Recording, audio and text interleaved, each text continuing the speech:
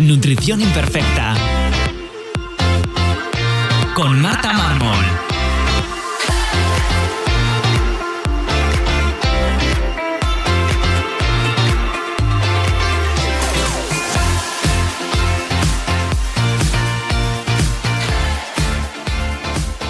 Bienvenidos a Nutrición Imperfecta, un lugar para aprender a cuidarte y empezar a ver la nutrición como una aliada que te ayudará a encontrarte mejor y a volver a disfrutar de la comida como antes.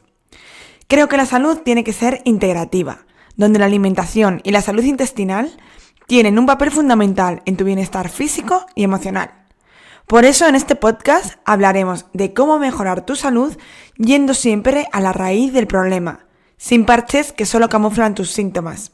Si quieres que te acompañe personalmente para mejorar tu salud, puedes escribirme en martamarmol.com o apuntarte a mi newsletter donde recibirás consejos y trucos para tu día a día.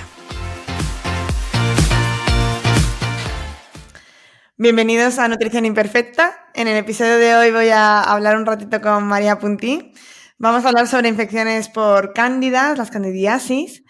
Pero antes de meternos de pleno en este tema, bienvenida María, muchísimas gracias. Y antes de nada, preséntate para quien no te conozca, cuéntanos pues, quién eres, a qué te dedicas y bueno, cómo has llegado hasta este mundillo. Bueno, en primer lugar, muchísimas gracias por la invitación. Es un placer poder estar pues con vosotros y hablar también de este tema que me apasiona. Yo soy, bueno, no vengo de la rama de las ciencias desde el inicio, yo estudié marketing en su día, pero luego me empecé a interesar muchísimo por la nutrición, así que bueno, estudié dietética, he hecho muchos cursos relacionados con PNI, he hecho también máster en microbiota humana de la Universidad de Tec y ahora estoy haciendo el máster de la Sociedad Ortomolecular, de la SESAP. Y soy también directora del equipo MePunti, que somos un equipo pues, que lo fundé hace unos 3 años, donde atendemos a pacientes para ayudarlos, ¿no?, a mejorar su salud, y está formado por nutricionistas, por dietistas, por entrenadores personales, médicos y psicólogos, un poco pues, para acompañar al paciente desde esta visión pues integrativa, ¿no? Y aquí estamos. Y bueno, y María está en un paraíso ahora mismo, que estamos grabando, María, en pleno paraíso y yo con jersey en Madrid, es terrible, así que si escucháis pajaritos, es el ambiente de María. Viene con el como mira, ahora un gato para dar aún más ambiente al Claro, podcast. porque no nos podéis ver, que si no, vamos, somos en la noche del día. Bueno, pues ya, como decíamos, vamos a hablar de candidiasis, vamos a meternos de lleno y para quien no sepa de lo que estamos hablando, ¿qué es la candidiasis? Vale. Pues bueno, la candidiasis es una infección que está causada por una levadura que pertenece a la familia de las cándidas. Cuando hablamos de cándida hay que saber pues que hablamos de un género y que hay distintas pues especies, ¿no? Candida albicans, kruse, glabrata, hay de muchísimos tipos. Lo que pasa es que la más estudiada y la más común pues es Candida albicans. Y bueno, digamos que las levaduras de por sí, como es la cándida, están en nuestro cuerpo desde que nacemos prácticamente, después de nacer, y nos ayudan en un montón de cosas, pues por ejemplo, pues sirven de alimento equilibrio para la flora, también absorben metales pesados para evitar que entren en grandes cantidades, es decir, que de por sí no son malas, lo malo es cuando sobrecrecen y se vuelven pues en su forma pues invasora, que es en forma de hifas, que vamos a hablar un poco más adelante. Y bueno, están presentes en multitud de sitios del cuerpo, sobre todo pues en todas las áreas de las mucosas, pues pensar sobre todo en la boca, en el aparato genitounitario, en el intestino, en el colon, todo lo que viene siendo lengua, esófago, pues es en los sitios donde suele sobrecrecer. ¿Y por qué crecen? Claro, o sea, hemos dicho que pertenecen a la microbiota normal, comensal, pero ¿en qué condiciones ocurre ese crecimiento? Claro, bueno, pues al final, como ya sabemos, ¿no?, tenemos prácticamente 2 kilos de biomasa de microorganismos, ¿no?, conviviendo en el intestino, bueno, no solo en el intestino, en todo el cuerpo humano, ¿no?, todas las superficies que están en contacto con el exterior, puesto que nos ayudan, ¿no?, a defendernos, a nutrirnos, a digerir, bueno, nos protegen, un montón de funciones. Pero las levaduras pues suelen sobrecrecer especialmente en situaciones donde hay un sobreabuso de antibióticos, porque al final, digamos que cuando tomamos un antibiótico de amplio espectro no solo nos erradicamos la bacteria que tenemos sobrecrecida, sino también pues toda la microbiota que nos la protectora, ¿no?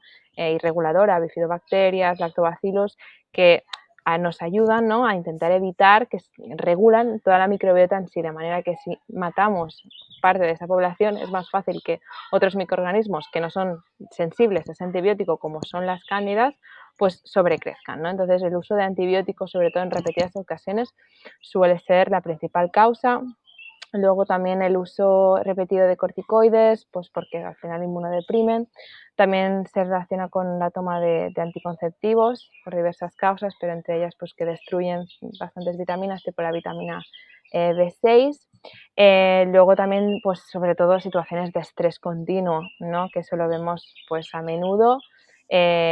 Pues por un lado deprime el sistema inmunitario y por otro entramos en ese estado, ¿no?, de lucha, huida, fight, flight, en el cual pues hay una liberación mayor de glucosa, ¿no? Estamos con los niveles de azúcar pues más elevados, y eso puede provocar también un aumento de levaduras, porque principalmente se alimentan de azúcar, ¿vale? Por eso es súper importante controlar la alimentación, porque si llevamos una alimentación muy alta en azúcares del tipo pues bollerías, dulces, etcétera, pues vamos, un caldo de cultivo para que sobrecrezca.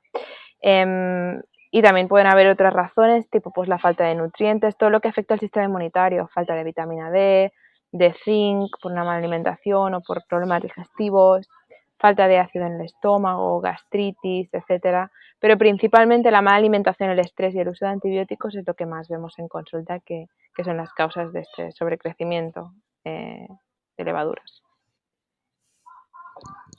Sí, sobre todo supongo que las mujeres lo relacionarán cuando han tomado antibióticos y al final han tenido una infección de cándida vaginal, que al final es como la más como común, porque a lo mejor sabemos identificar mejor, más que común. Porque ¿cuáles son los síntomas más característicos de una infección por cándida? A todos los Vale, niveles, claro, porque luego veremos que puede haber infección por cándida en diferentes lugares, como has dicho. claro, o sea, lo que más, digamos, a nivel de síntomas, ¿no?, lo que más claro vemos es cuando tenemos una candidiasis vaginal, pues que tenemos picor en la zona de los labios, tenemos un aumento de flujo, pues tipo leche cortada. Especialmente suele ocurrir pues los días antes de la regla, porque hay niveles más bajos de estrógenos y digamos que cambia también el pH vaginal, y eso también favorece el crecimiento de los hongos. Pero también tenemos otros síntomas, como puede venir también si se ha sobrecrecido, que puede pasar, ¿no?, en el intestino. Podemos tener también problemas de intolerancias, de alergias, histamina, porque libera también histamina, síntomas como cefalea, picores, retención de líquidos, dolores articulares, etcétera, estornudos, rinitis. Podemos tener también pues gases, estreñimiento, diarrea, dolor abdominal, cambios también en el aliento, lengua muy blanca, sobre todo mucha ansiedad por el azúcar, y también se relaciona incluso en algunos casos con ataques de pánico, fobias y ansiedad, también por ciertos metabolitos. Y sería un poco el resumen, ¿no?, de síntomas. Y también podría provocar sensación de infección de orina, porque también puede sobrecrecer en la vejiga, que eso es algo que no se tiene muy en cuenta, pero en algunos exámenes que hacemos, como el urobioma, se encuentra que hay cándida, ¿no?, en la vejiga, y hay que tener también en cuenta pues eso, que la sintomatología de infección de orina podría venir por ahí. Y ya que decías los análisis que se hacen, si sospechamos de cándida, si tenemos estos síntomas ¿qué podemos hacer? O sea, ¿cómo podemos diagnosticar y cerciorarnos de que hay una infección por cándida? Vale, es complicado porque realmente dependerá un poco de la persona, pero en sí, si sospechamos a nivel vaginal, pues podemos hacer un cultivo, un PCR. Al final, para mí PCR pues es lo más fiable, para ver si hay sobrecrecimiento de cándidas. Hay que tener en cuenta que depende de qué test utilicemos. Normalmente aquí, al menos lo que más veo que se utiliza, pues por ejemplo, es un laboratorio como por ejemplo Teletest, y hay que tener en cuenta que cuando está, por ejemplo, de la mitad de la barra para arriba, hay que considerarlo positivo, porque se tiene en cuenta el ADN y no la cantidad, o sea, no el tamaño del microorganismo, y la cándida es mucho más grande que una bacteria. Entonces, bueno, es un apunte que nos dicen desde laboratorios, que a veces pues la gente no sabe. Eso, podemos hacer un PCR, podemos hacer un cultivo. Los cultivos suelen ser bastante sensibles también para levaduras, ¿vale? O sea que también serviría. Y luego, a nivel de infección de si creemos que está en la vejiga, podemos hacer un urobioma, un examen de orina. Y si consideramos que puede estar en el intestino, pues si consideramos que puede estar en el intestino delgado, un test de arabinosa es lo más fiable. Y si sospechamos que está en el colon, un PCR, porque si está sobrecrecida solamente en el colon y hacemos un ácidos orgánicos, puede salir un falso negativo. Entonces, si sospechamos en intestino, yo diría PCR de heces y un ácidos orgánicos de mirar si hay arabinosa, que es el marcador más fiable de Cándida a día de hoy. Que la arabinosa se hace en orina, ¿verdad? Sí, correcto. Por eso. Que son los metabolitos, para que no... son los metabolitos que libera la cándida, ¿no? Son como medir los desechos que tiene la cándida para ver si de verdad hay cándida. Eso es. Vale.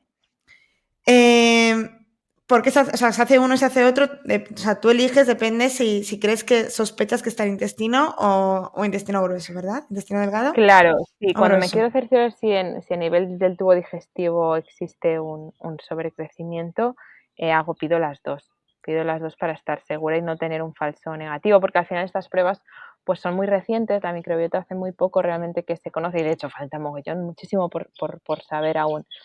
Pero intento hacer siempre un par de pruebas pues que no sean con el mismo medio, ¿sabes? Mirar, por ejemplo, en orina y en heces o desde aire expirado, ¿sabes? Combinar métodos para estar segura antes de hacer cualquier tratamiento, porque yo, o sea, no soy para nada partidaria de decir, bueno, pues tengo un poco de ansiedad por la comida, hinchazón, pues de tratar simplemente con sintomatología, ¿no? Porque al final estamos poniendo al paciente pues con una dieta baja en carbohidratos, con un tratamiento, entonces, que lo veo mucho, ¿no? Decir, uy, ¿tienes ansiedad por el azúcar, hinchazón, tienes cándida, tratamiento? No, o sea, vamos a hacer pruebas y realmente vamos a asegurarnos de que ese es el problema, porque un malestar digestivo o un malestar vaginal puede venir por multitud de cosas, no solamente por cándida.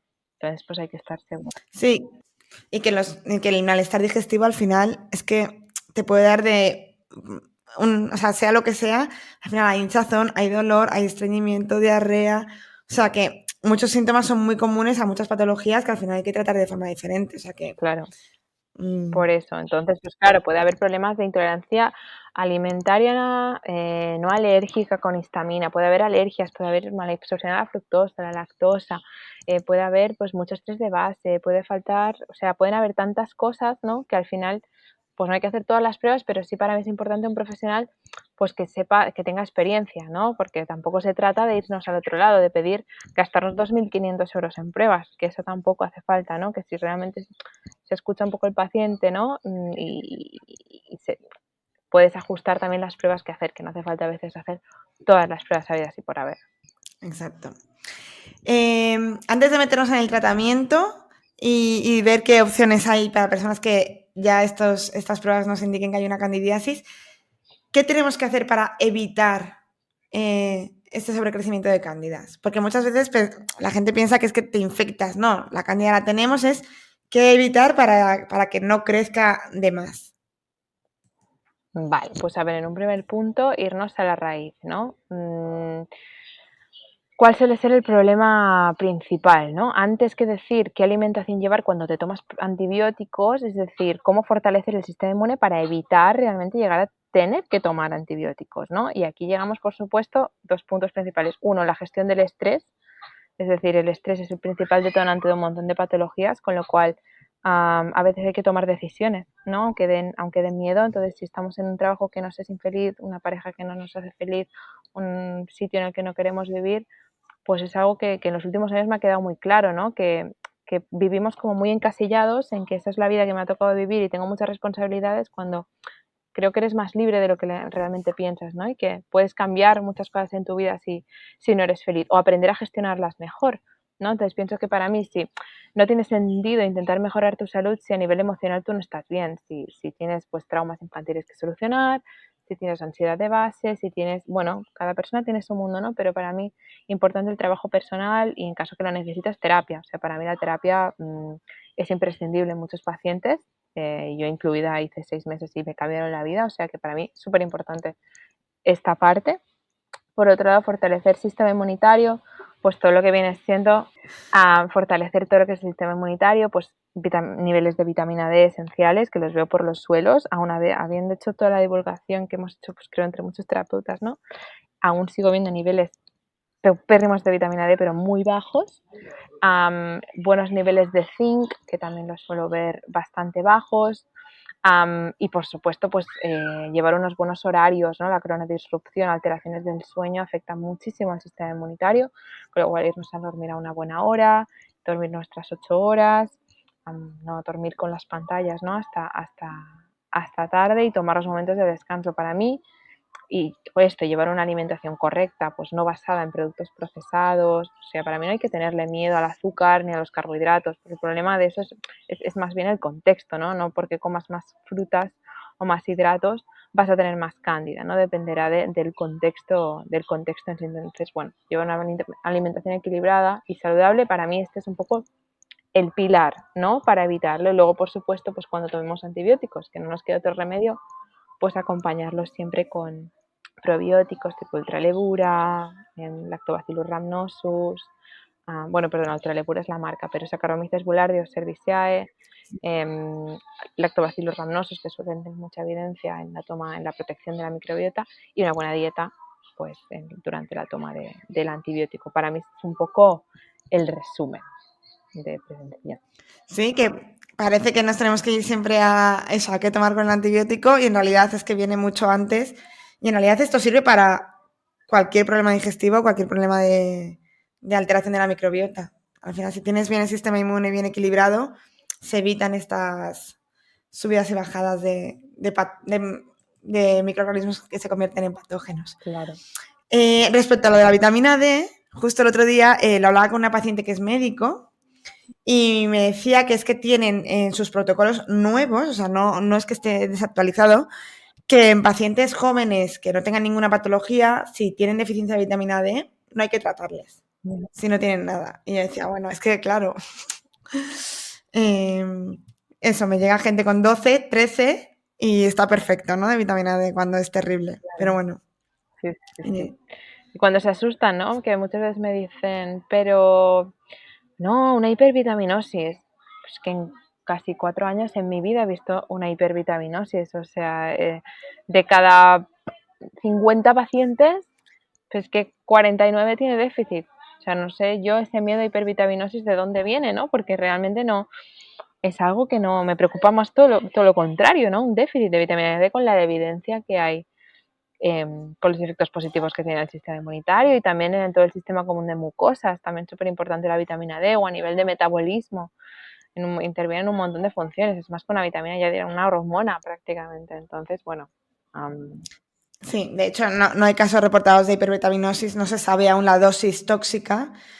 De hecho, para hablar bien se supone que es una, o sea, no pueden poner dosis tóxica o niveles tóxicos porque no se saben cuáles son. Aún la cautela ha hecho que de momento no lleguemos. Y pasa lo mismo con la vitamina A.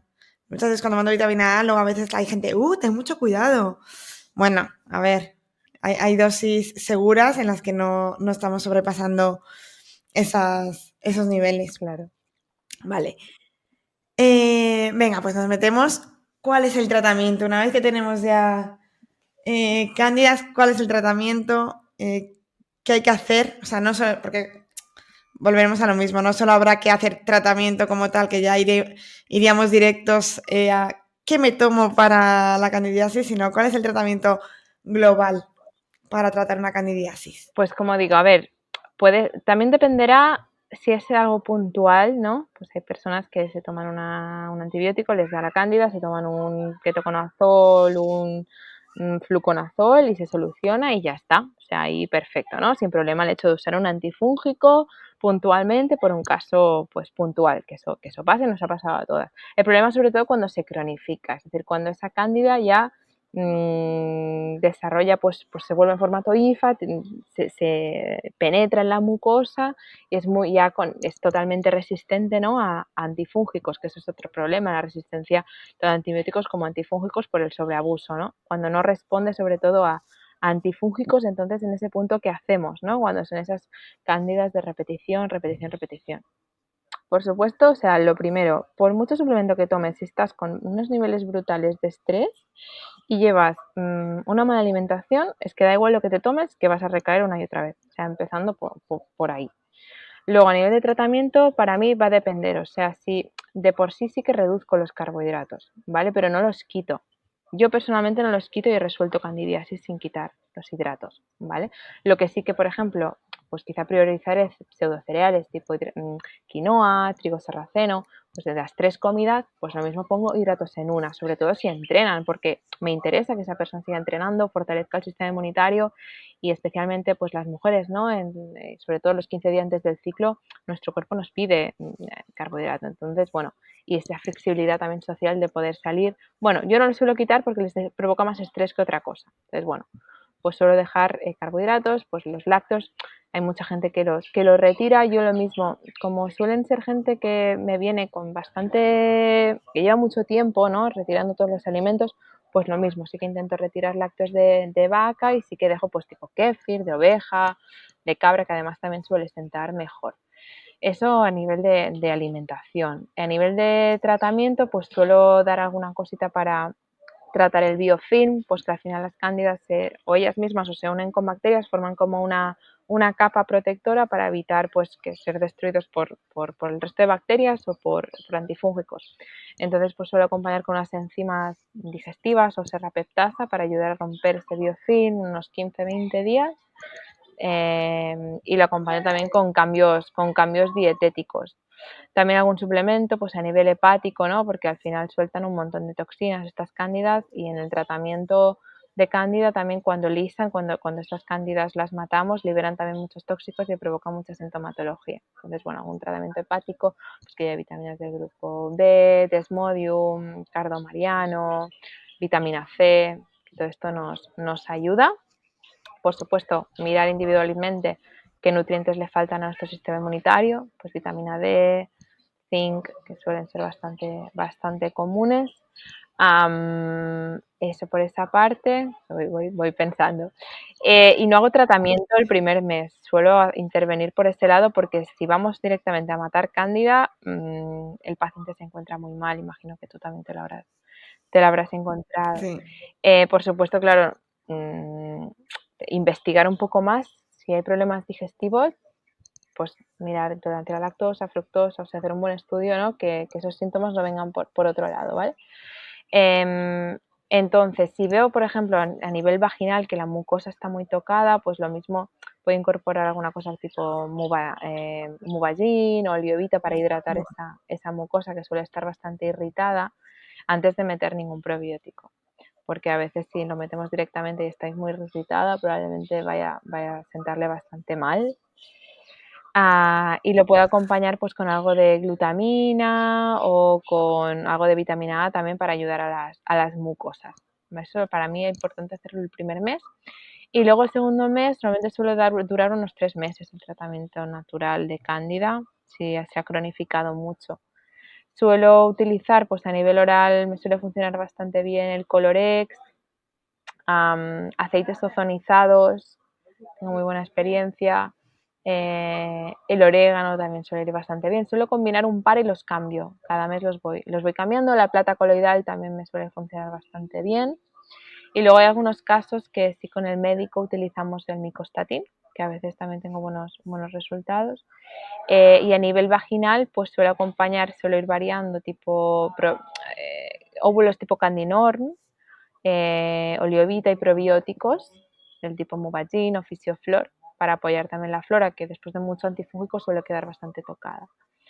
Y a veces lo combino también con enemas, ha habido mucho estreñimiento, hidroterapias de colon para ayudar a sacar, ¿no?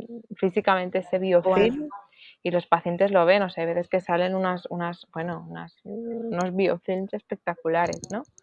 De hecho aquí, bueno, hicimos un tratamiento a una amiga aquí que estuvo aquí en Bali 3 meses en el hospital, 3 meses con antibióticos, hicimos un tratamiento de biofilm y lo que salió, o sea, claro, imagínate 3 meses en antibióticos, pues claro, tenía ahí la jungla. Y eso, y lo suele durar pues eso, unos 3 meses aproximadamente. Claro, aquí por supuesto dependerá cada persona, ¿no? Individualizar, porque son tratamientos, sobre todo yo os digo, si es algo cronificado y no tenéis conocimiento, llevarlo con un terapeuta que os guíe, porque si no es un cacao. O sea, ¿qué como? ¿Qué no? Esto me sienta mal, no. Timings. Este suplemento reacciono, esto no. O sea, para mí es súper importante esto.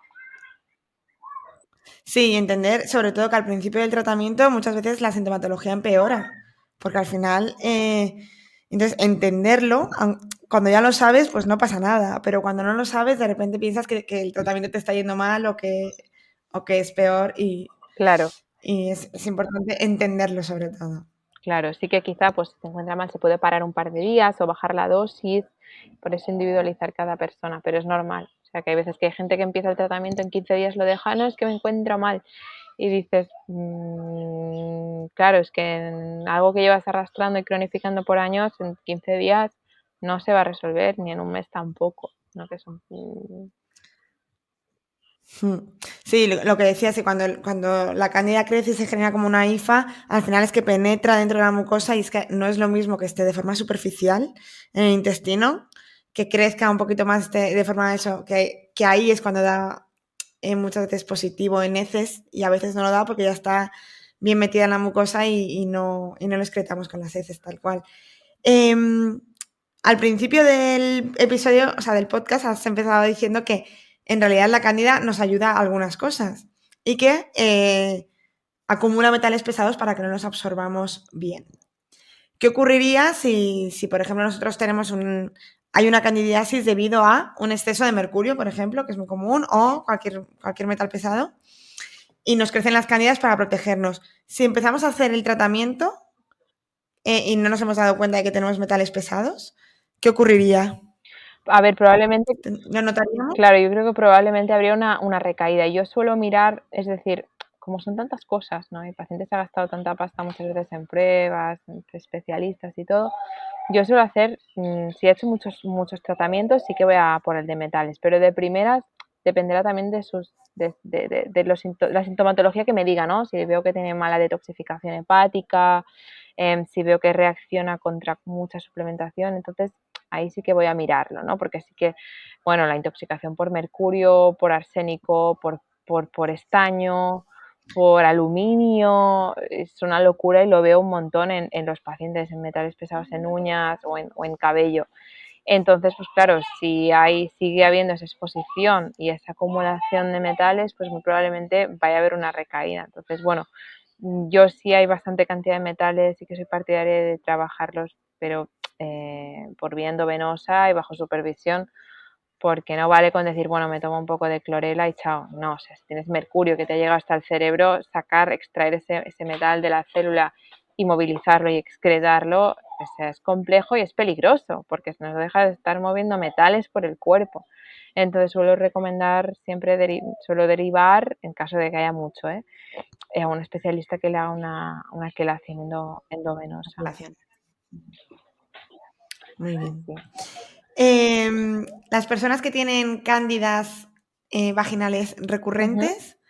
¿son candidatas a hacer este tipo de tratamiento? Sí, yo me refería a ambas, ¿Se soluciona? cuando hablaba de tratamiento, por Vale. eso he añadido cosas a nivel vaginal y también Sí.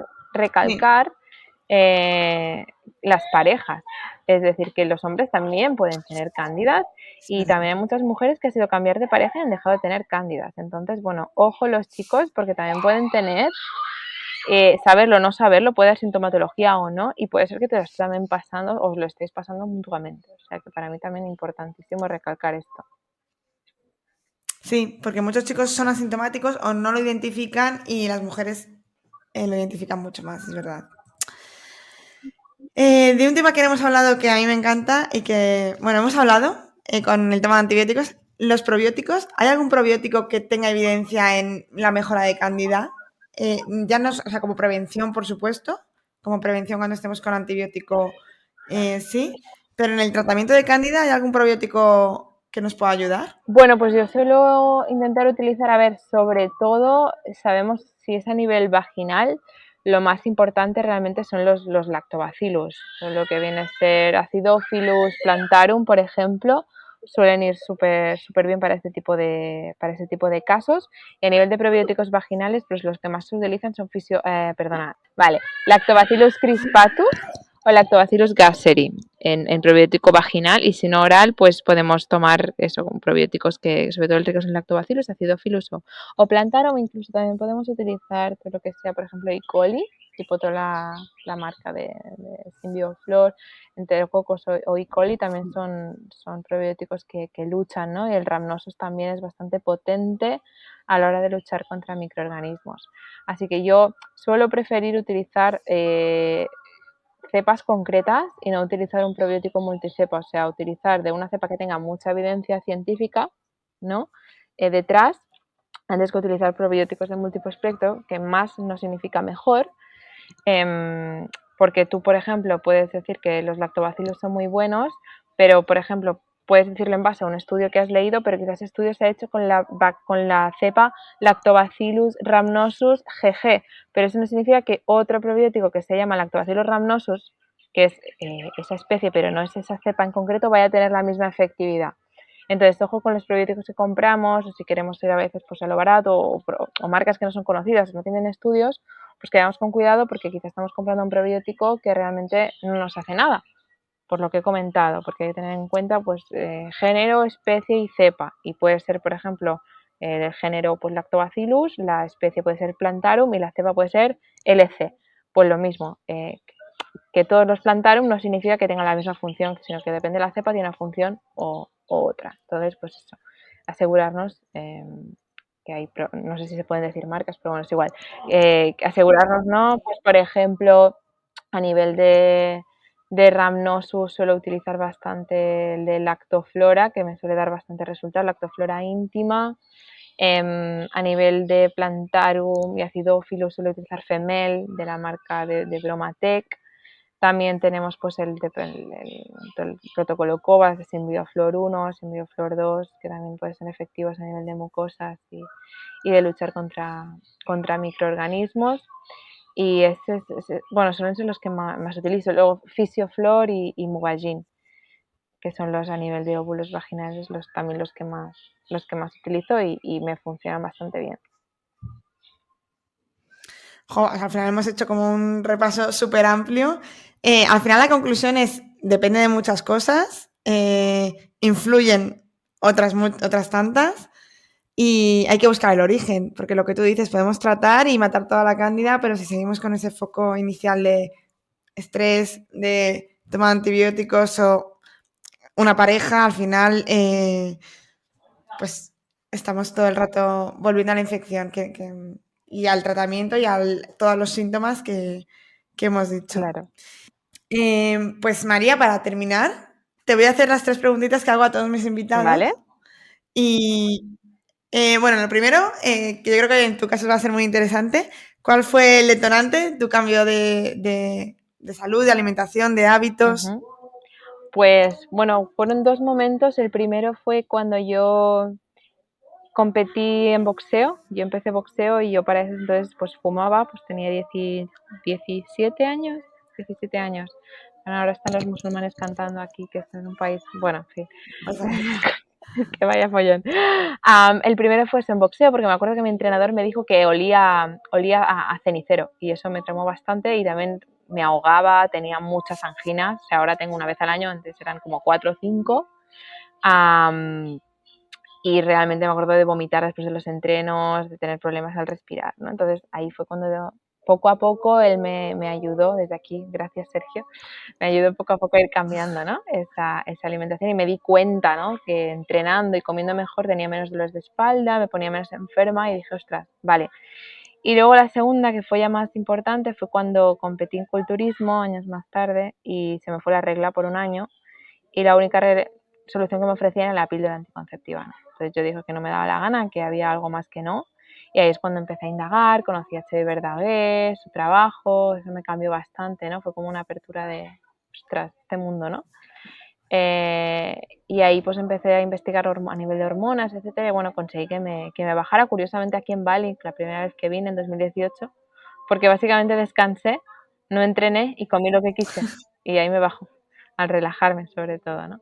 Y ahí sobre todo fue cuando empecé pues a divulgar más, y vino, claro, al final de lo que divulgas atraes, ¿no? Y es cuando empecé pues a asesorar a chicas que habían pasado por lo mismo. Pues bueno, de ahí pues pero esos son los momentos así como que me marcaron más.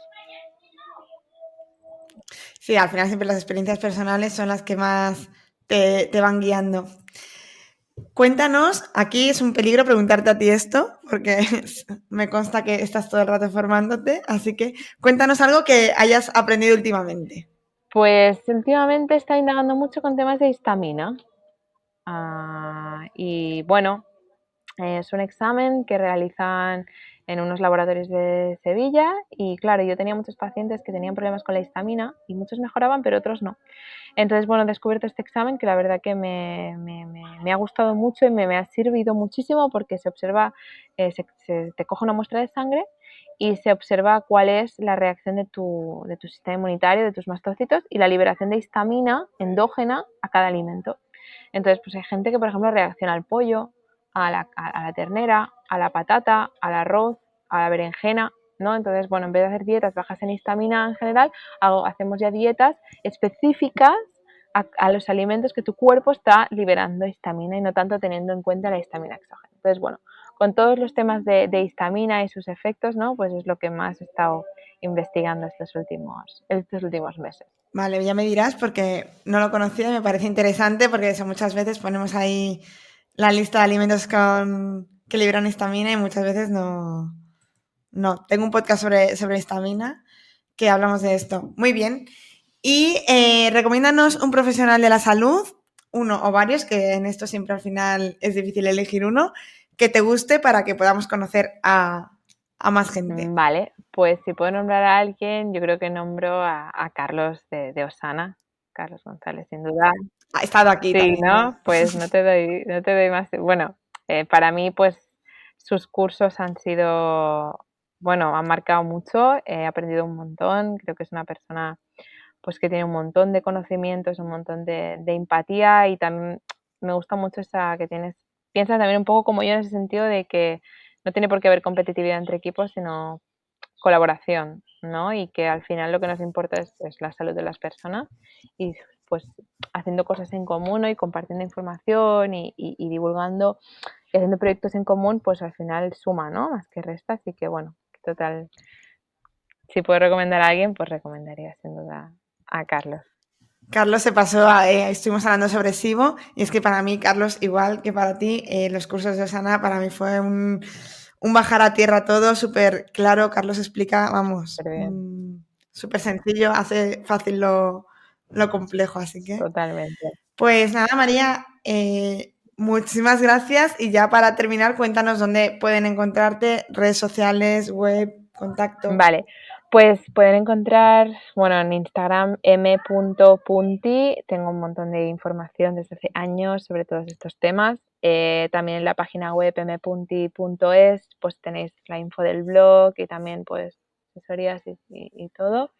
Y bueno, en YouTube tengo algunos vídeos, lo que pasa que tampoco es que le haya dado mucha caña porque con Instagram intento focalizar pues, todos los esfuerzos en una plataforma y hacerlo bien, ¿no? Que estar en mil y hacerlo mal.